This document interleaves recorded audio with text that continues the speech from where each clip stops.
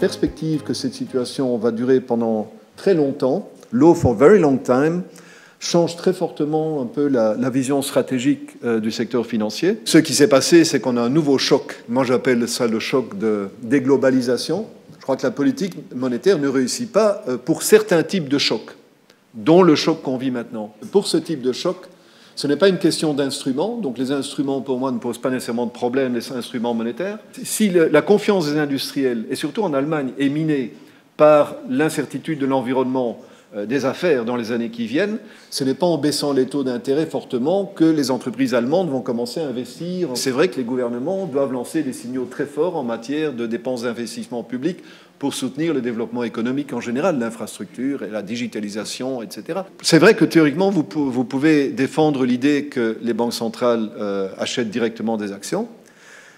L'argument dans l'autre sens, c'est vraiment un argument populiste. C'est de dire, ça c'est vraiment, alors je vous assure, c'est vraiment le QE pour les riches.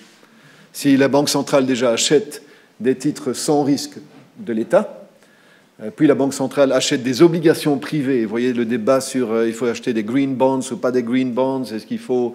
vous rentrez dans des discussions déjà beaucoup plus compliquées politiquement. Il faut créer de la monnaie, pas pour acheter des actions et soutenir les riches, mais directement mettez la création monétaire dans la poche des gens. Vous donnez 1 000 € pour chacun, et l'État peut décider de taxer, parce que vous dites « Ah, mais c'est injuste, parce qu'un riche reçoit 1 000 € comme un pauvre ». Mais immédiatement, le débat, c'est de dire ben, « Écoutez, l'État peut toujours taxer, hein, ça rentre dans la déclaration d'impôt, et le QE, for the people, devient plus égalitaire parce que ça rentre dans la feuille d'impôt. » Ou l'État peut simplement dire « C'est tax-free si vous le dépensez dans l'année ». Et je crois que s'il y a vraiment une prochaine crise, c'est déjà le débat un petit peu aujourd'hui qui est en train de monter, aux États-Unis en particulier, mais ça sera le débat. Ce ne sera pas le débat de dire est-ce qu'on va acheter des actions, est-ce qu'on va acheter des obligations de banque, est-ce qu'on va faire plus de crédit encore pour les banques à des taux négatifs, des choses comme ça. Ça vient un petit peu je dirais presque c'est de la routine dans la discussion. Mais s'il y a vraiment une récession, ça peut être l'hélicoptère-monnaie, quoi. C'est pour ça qu'il y a une... Oui, ce débat va venir sur la table. Tout le cadre dans les années 80 était destiné à lutter contre l'inflation, pas contre la déflation. C'est une institution qui a, avec Wim Duisenberg, avec Jean-Claude, Mario, maintenant avec Christine, c'est une institution qui fonctionne finalement. C'est une institution fédérale, elle a fonctionné. On peut dire peut-être qu'elle ne va pas fonctionner demain, mais elle a très bien fonctionné avec des présidences très différentes. Christine, elle est plus team-minded que Mario. Et donc ça va prendre plus de temps, et donc pour prendre une décision en crise, ça va durer, et donc ça va créer des problèmes.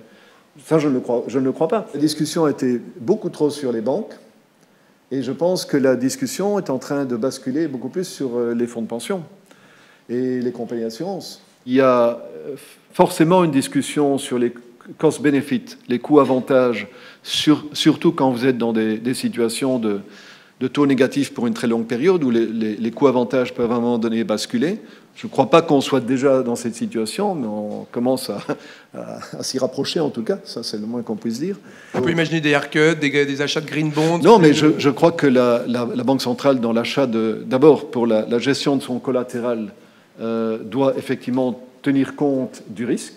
Et donc, si vous croyez que certains titres que vous achetez sont plus risqués que d'autres, vous devez en tenir compte. Quand vous rentrez dans les critères de risque, que ce soit le risque souverain ou le risque lié au climate change, il faut faire très attention quand vous ouvrez cette porte.